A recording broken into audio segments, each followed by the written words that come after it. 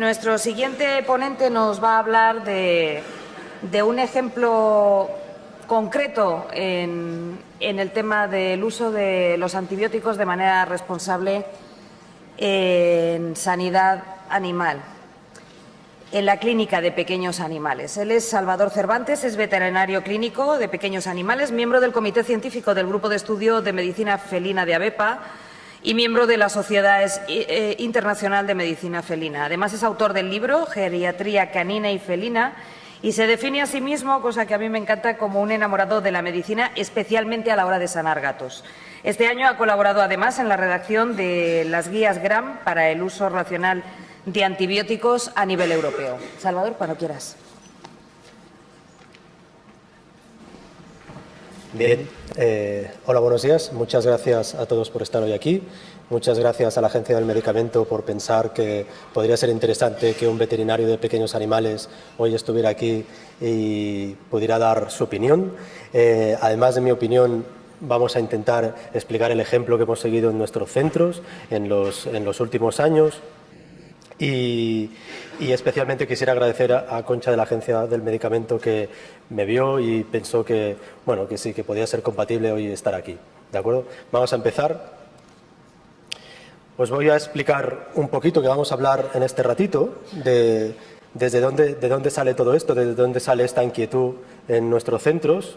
Y poco a poco vamos a ir deshilando un poco lo que sería este ovillo del uso racional de los antibióticos en pequeños animales. Primero y ante todo, lo que me gustaría confesar es que soy un freak. No solo soy un freak de los gatos, como me presentaban, sino que también soy un freak de los antibióticos. Y no sé cuántos de los que estáis hoy aquí habéis coleccionado de pequeños prospectos de antibióticos, no solo nacionales. La gente cuando iba fuera y se ponía enferma le pedía que me trajera los prospectos. Y desde ese momento he estado siempre interesado por este mundo.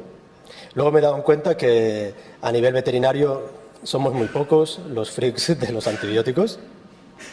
Y es que en general a los veterinarios, como puede ser que también pase en otros ámbitos biomédicos, a los veterinarios no les gusta demasiado la farmacología. Es mucho más fácil, tengo un problema, soluciono con este medicamento y ya está. Eso es lo fácil. Entonces, cuando me di cuenta que se tiraba más de la estantería que realmente de los conocimientos que uno tenía, lo que hice fue hacer una comparación que fue, verdad que a nadie se le pasa por la cabeza. En el mundo médico es un poco diferente porque está el anestesista por en medio, pero el veterinario estamos acostumbrados a sacar sangre, a hacer ecografías, si hay que hacer un cultivo hacemos un cultivo, si hay que hacer anestesia se hace anestesia. Y a nadie se le pasa por la cabeza que si tienes un problema en un animal, con un problema de corazón y le sueltas a otro veterinario, pues lo dormí con pentotal o lo dormí con propofol, te miran mal, en plan, no utilizaste etomidato, no utilizaste, en plan, pero si lo has hecho mal, ese medicamento no es el indicado para una inducción anestésica en este caso. Pero nadie te mira mal si dices, bueno, pues yo a ese le di talquinolona o le he dado una combinación de 3 antibióticos y me he quedado tan ancho. Esto es así, esto funciona así, porque, bueno, no pasa nada, en general no tiene por qué pasar nada. Pero desgraciadamente, y hoy es el día idóneo, llevamos aquí todo el día oyendo datos y está claro que sí que pasa. Nosotros lo primero que me encontré en la clínica, primero solo teníamos una, es que nuestros clínicos son buenos clínicos, no tienen un problema de ser malos clínicos. El problema es que, como todos los clínicos, o la mayoría de ellos, no les gusta la farmacología y tener que estudiar, tener que volver a coger los apuntes de farmacología, los apuntes de terapéutica y organizarlos de tal manera para que de ahí salga una información útil cuando tienes un paciente delante, eso no es sencillo. Además, tienen los mismos miedos que cualquier otro clínico, que cualquier otro veterinario, que cualquier otro médico pediatra. Cuando ahora preguntaban en la rueda de prensa, ¿pero cómo puede ser que un médico acabe prescribiendo? Bueno, es que no es fácil cuando estás detrás de la mesa haciendo la receta y en este caso el propietario te está... ¿Y seguro si no le das antibiótico se va a poner bien? Mira que si no se pone bien y le pasa algo a mi gato, imaginar, se me muere un gato, se ha muerto un gato, pero si se le muere un niño pediatra... Es que no es poca broma. Y en ese momento, mira, que no sea por no dar amoxicilina clavulánico, ¿no? Ese es un problema que tenemos todos los que estamos detrás de una mesa firmando recetas, ¿de acuerdo? Entonces, una de las cosas que tenemos cuando tienes que encontrar o ver este problema, es que es un problema que es tripartito. El primero es el veterinario y su formación, después están los clientes en nuestro caso, ¿vale? Pero ya decía Pilar antes, las madres en pediatría, las personas que seguimos culturalmente pensando en nuestro país, en Latinoamérica, y no creo que en el resto del mundo sea muy diferente, que un buen profesional de la sanidad es aquel que prescribe antibióticos. Y no es así. No necesariamente tiene que ser. Él prescribe antibióticos cuando es necesario. ¿De acuerdo? Y aparte, y en nuestro caso es un poco menor, la presión que puede ejercer la industria. Pero también está ahí. Entonces, ya tenemos un problema, lo tenemos claro, tenemos cuáles son los factores que están mezclados ahí jugando papeles, y entonces intenté buscar una solución. El primer problema se puede casi meter junto, que son los clínicos y los propietarios. Es casi lo mismo, porque es la presión esta de que no se me muera el paciente, ¿de acuerdo? Y para eso lo único que podemos hacer es educación. No hay más. Necesitamos educar a los clínicos, necesitamos educar a los propietarios, necesitamos educar a los pacientes para que entiendan que los antibióticos son un bien escaso y que necesitamos utilizarlos cuando son realmente necesarios. Para la industria, lo más sencillo es explicarles que los antibióticos no tienen por qué ser vendidos en volumen, sino que lo que tiene que ser es vendidos en calidad y hacer un cambio. De hecho, en medicina de pequeños animales, en los últimos 15 años ha habido un boom en cuanto sobre todo a la analgesia y a los antiinflamatorios, porque era el gran olvidado, como los animales no se quejan o se quejan poco, y en mi caso, que son gatos, todavía se quejan menos, animales solitarios que ¿para qué se van a quejar si no hay nadie que les escucha? Si llevan 4 millones de años solos, ahora porque lleven 50 años viviendo en casa, no se van a quejar, ¿de acuerdo? Entonces, hay otras vías de mercado que se pueden abrir, o los gerentes, cada vez tenemos más en veterinaria, también en pequeños animales, grupos de clínicas, franquicias, donde hay un gerente de hay que vender tanto otro. Bueno, pues hay que vender cosas que sean necesarias y no cosas innecesarias, ¿de acuerdo?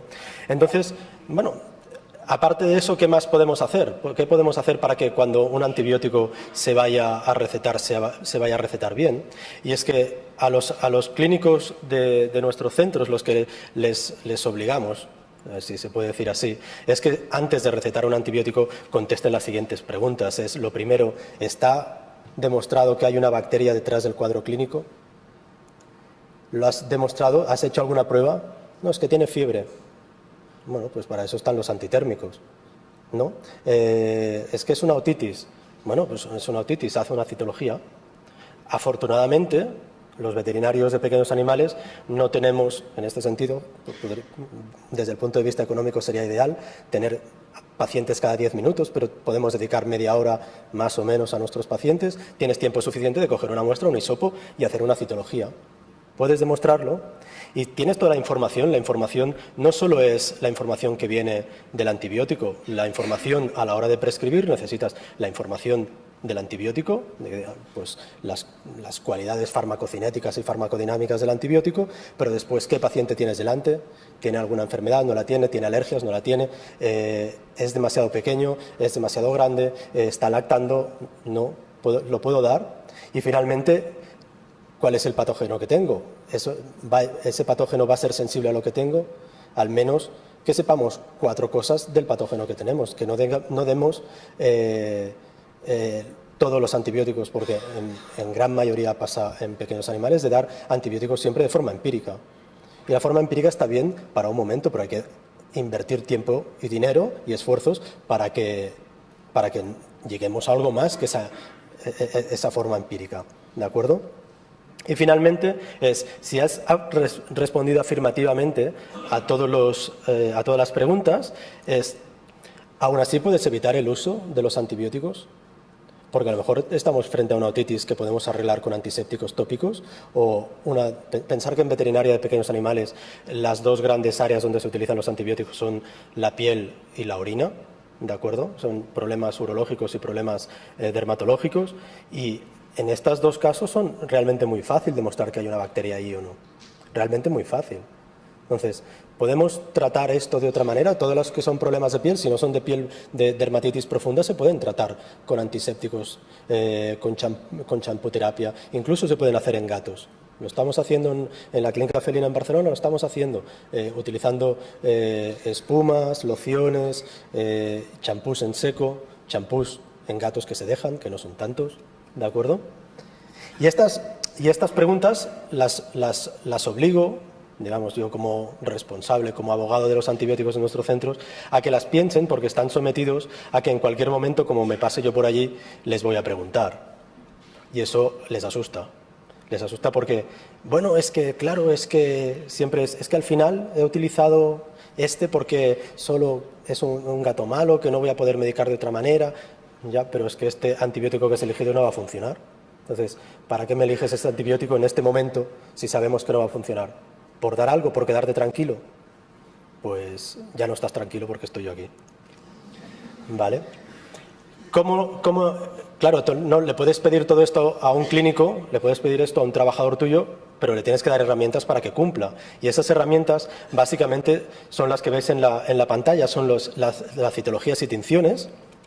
Hacer una tinción diferencial rápida son 3 minutos. Si te lo montas bien, en 5 minutos puedes hacer una tinción de Gram y las puedes hacer de forma simultánea, no es tan difícil.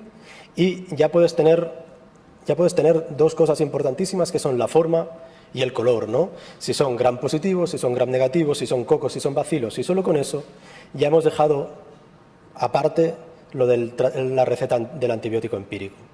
Porque al menos ya tenemos el primer peldaño del antibiótico racional, que es, estoy tratando para algo que sé cómo es y que sé dónde está. Todavía no le he puesto nombre, apellidos, no sé si va a ser resistente o no, pero de momento al menos he hecho un paso para saber algo más. Porque hay multitud de veces, en gatos, por ejemplo, pensar que el 75% de la cistitis, 75% de la cistitis en gatos de menos de 10 años son estériles, son por estrés. ¿De acuerdo? Hay un desarreglo entre el sistema nervioso y el sistema endocrino, y el gato cuando se pone nervioso, hay algunos gatos que se ponen a sangrar y sangran con la orina y se nota y es muy llamativo y el dueño llama, mi gato se desangra, ¿qué le doy? ¿Qué antibiótico le doy? No tienes que darle nada, tienes que, a ver, ¿cómo tienes la casa? ¿Cómo está bien puesta la arena? ¿Está limpia la arena? ¿Vive con otro gato que le estresa? ¿Un perro que le estresa? ¿Tu hijo le estresa? ¿O tu marido? ¿O tú? ¿No? ¿Por qué no? ¿Por qué no? Hay multitud de casos así, ¿de acuerdo? Entonces, eso no se arregla con un antibiótico, eso se arregla enriquecimiento ambiental, ansiolíticos naturales y ansiolíticos de toda la vida, ¿de acuerdo? Pero son el 75% de las veces que un gato sangra a nivel de la orina que hay hematuria, no va a tener infección, sobre todo si es joven. Entonces, ¿cuál es la segunda cosa que les pido? Con la crisis nos dimos cuenta que en nuestras clínicas estaban cayendo la solicitud de cultivos. Cuando uno de vosotros viene a una clínica veterinaria y le cobramos 30, 35, 40, 50, depende del veterinario, euros por visita, si a esto le tenemos que sumar el coste además de un análisis de orina y encima le tenemos que contar un cultivo, un buen cultivo en España está costando entre 50 y 60 euros, el veterinario lo que pasa, y más en épocas de crisis, es o le doy el antibiótico que a lo mejor le cura, o le hago un cultivo, pero entonces no le curo si tiene una infección. Ergo, le doy el antibiótico y que sea lo que Dios quiera, ¿no? Entonces me di cuenta, esto no puede seguir así, porque está claro, esto de la crisis va para largo, y más en veterinaria, en el momento tardó en llegar, pero cuando llegó, o sea, que parece que está tardando también en marcharse. Entonces, ¿qué podemos hacer? Hay sistemas, como los que ves en la pantalla, estos de aquí, que son, además, son para el cultivo de orina, se pueden hacer lo que llamamos cultivos in practice o cultivos en la clínica, se pueden cultivar, lo único que necesitas es tener una pequeña estufa. Las estufas a los veterinarios nos cuestan dinero, todo lo que sea gastarnos dinero nos cuesta, porque lo pagas tú, pero aún así no es realmente un equipamiento muy caro y puedes conseguir fácilmente de segunda mano. Y tenemos pues estas que son el FlexiCool de un grupo de investigadores de la Universidad de Copenhague, y lo que hacen es fácil, tú pones una cantidad conocida de orina en estos sitios, en estas cápsulas de Petri, tenéis aquí debajo la información que te da en cuanto a concentración de infección, para saber qué nivel de infección tienes. Y tienes aquí un pequeño antibiograma, un pequeño antibiograma donde te miran las 5 familias más interesantes de antibióticos. Esto en 24 o 48 horas el veterinario puede tener el resultado. Cambiando el color de las colonias, tú puedes saber qué tipo de bacteria tienes una identificación y tienes un antibiograma sencillo. No hace falta irse a carbapenemes ni cosas raras, no hace falta irse a buscar una colistina, no. Los antibióticos de toda la vida es muy probable que nos funcionen, pero no necesitamos tener esta información. Y esto parece mentira y parece que es una cosa que sea muy complicada, pero es como todo, depende del valor añadido que tú le des a tu visita. Si tú le explicas al dueño, mire, espérese 24 horas, yo creo que su gato no tiene infección, su gato va a estar estresado. Créame, vamos a hacer un cultivo, lo puedo incluso hacer aquí, cerca de usted, para que usted vea cómo yo cultivo in situ la orina, lo pongo a cultivar y mañana o pasado tengo resultados. Le sacas la misma cápsula de Petri y se la enseñas, esto es negativo, no hace falta antibiótico. Si esa persona sigue presionando, lo siento, pero yo no soy su veterinario, hay otro veterinario cerquita, porque somos un montón en España, que puede recetarle lo que a usted le apetezca, pero yo no voy a ser el culpable o no sé cómo decirlo, el cómplice de este antibiótico mal administrado. Aquí debajo veis un tipo de cultivo, es un sistema en pocillos, también está hecho para la clínica, para hacerlo en la clínica, y también hay 16 antibióticos y 6 especies de bacterias que se pueden mirar. ¿Cuáles son las reglas de oro que utilizamos en nuestras clínicas antes de dar un antibiótico y que intentamos que los veterinarios, tanto senior como junior, tengan metidito en la cabeza? Es que recuerden que el antibiótico debe ser sensible, para eso es necesario haber hecho el paso anterior, que llegue a concentraciones suficientes, para eso tienen que estudiar, porque a veces, no, le he dado tal antibiótico, bueno, pues ese antibiótico no llega a las secreciones bronquiales. ¿Ahora qué? Ahora llama al dueño y dile que la inyección que le pusiste de 30 euros no va a servir. También es complicado. Si lo hacemos bien, no, y si me espero que se cure solo. Bueno, puede pasar, un 60% de las veces se curan solos, o sea que, ¿vale? Que intentemos, y también se arregla estudiando, que sea el espectro tan estrecho como pueda ser posible, pues muchas veces a los veterinarios clínicos no tienen la información o la tienen olvidada de qué espectro tiene cada antibiótico, y que siga la cascada de prescripción, y eso es fundamental. Primero los antibióticos para pequeños animales, sino los antibióticos de grandes animales y finalmente los antibióticos de humanos. ¿De acuerdo? Yo entiendo que aquí hay un tema que muchos veterinarios ven como un problema casi ético de por qué los antibióticos de veterinarios son mucho más caros que los antibióticos de humana, ¿vale? Pero nadie pide, nadie obliga a tener perros o gatos. Yo sé que lo que estoy diciendo a veces levantan pollas, pero si no administramos los antibióticos que nos corresponde, luego nos encontramos haciendo jornadas así. O sea que... En estas guías que os comentábamos al principio en mi presentación, son las guías estas GRAM, que hemos hecho bajo el amparo del laboratorio CEBA. Ahora estamos precisamente traduciéndolo al español para que sea lanzado a principios de año, y lo que intentamos inculcar en un libro de 300 y pico páginas es que la gente, los veterinarios, antes de recetar un antibiótico, tienen que pasar por los 2 pasos previos que os decía de tinciones y si puede ser cultivo. Al menos si no cultivo cuando tienes que dar un antibiótico que no sea de primera elección. ¿De acuerdo? Lo que serían aquí los antibióticos, no sé si se ven bien, los antibióticos que veis en naranja o en rojo. ¿De acuerdo? Y ya he puesto la cistitis canina, aunque no sea mi especialidad, porque en perros si hay cistitis normalmente es infecciosa y necesitan de tratamiento. ¿De acuerdo? Hemos hecho con cada una de las patologías bacterianas más típicas, con, si no me equivoco, 52, una estructuración de cuáles son los antibióticos que podemos dar como tratamiento de elección, cuáles son los antibióticos que podemos utilizar en segundo caso, en tercero, o los que deberían estar excluidos. Y en estos hacemos mucho hincapié, aquí queda un poco pequeño, pero intentar cuáles son la línea de la tercera línea, la tercera opción, y cuáles son los que deberían estar, si no están prohibidos, deberían estar estar voluntariamente prohibidos para el uso en pequeños animales. Y esto es una cosa que también levanta ampollas, porque cuando alguien te trae a su perro o a su gato quiere que lo salves a toda costa, pero a veces hay infecciones bacterianas que no son fácilmente curables y que pueden ser un riesgo, ya sea de infección zoonótica directamente o puede ser un riesgo de colonización de la familia o de los veterinarios. Y eso es importante porque la familia lo desconoce. ¿De acuerdo? Pero se comenta que alrededor de un 16% de las veces que entramos en contacto con una bacteria multiresistente en un perro, por ejemplo, la persona puede quedar colonizada. No quiero decir infectada, quiero decir colonizada. Y se comunican las bacterias con las nuestras y si tienen que compartir genes, plásmidos, demás, lo hacen sin ningún tipo de problema. Es como pasarse a un USB. No es más, para ellas es más fácil que para nosotros un USB. ¿De acuerdo? Entonces, hay algunas asociaciones europeas de veterinarios que ya se han prohibido el uso de algunos antibióticos de motu propio.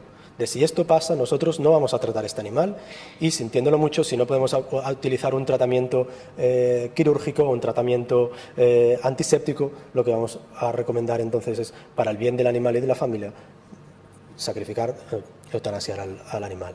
¿De acuerdo? Y esto... Hemos llegado al éxito después de estos casi 10 años en los que hemos ido trabajando en nuestras clínicas y no, la verdad es que el éxito creo que en sí no existe porque es un trabajo diario. El papel que yo estoy jugando en nuestras clínicas de abogado del antibiótico es fundamental. Necesitas a alguien que esté recordándote y que sea un poco como la amenaza de como se entere que estoy utilizando mal los antibióticos, me va a pegar bulla. Y es importante que estas personas se sientan un poco obligadas a seguir, porque desgraciadamente la presión a la que el veterinario está sometido es la misma. Todo el mundo, en el momento que se le pone enfermo el gato, el perro, lo que quiere es que se solucione y se solucione ya, y si eso implica utilizar un antibiótico prohibido, le da igual. Le da igual, incumple todas las normas éticas que puedas incumplir, pero sálvame a mi gato, sálvame a mi perro. Además, el veterinario tiene, como supongo que también pasa en las unidades de cuidados intensivos, puede ser necesario saber que estás haciendo algo. A veces hay veces que no puedes llegar al diagnóstico antes de la muerte del paciente. Y estás ahí con el paciente sufriendo, con la familia presionando. Y bueno, a veces solo puedes decir, bueno, hemos puesto derivados de la morfina para que no sufra y ya lleva antibióticos.